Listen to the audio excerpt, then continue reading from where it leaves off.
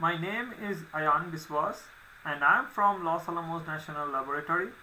I am going to share our recent project where we are using Julia to perform in-situ inference for large-scale simulations. As we know, the supercomputers are becoming more and more powerful in their compute capabilities, and the I/O bandwidth has not improved at the same rate.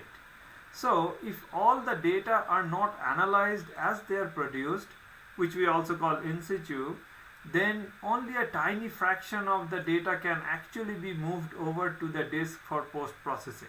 Please refer to figure 1 for this.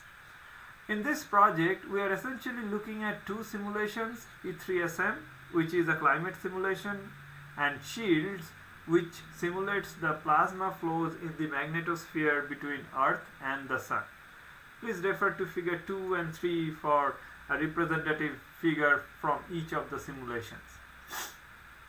So for this project, we chose Julia since it has a few desirable properties, such as it is easy to program with, it shows high performance similar to C Fortran, and since the simulation code is often written in either C or Fortran, then using Julia does not slow down the in-situ analysis code. And then also it has good support for data science operations. So that's why we went with Julia. And in this video, as you can see, we are essentially showing that how in-situ analytics is performed on Lanel institutional computing nodes using SHIELD simulation.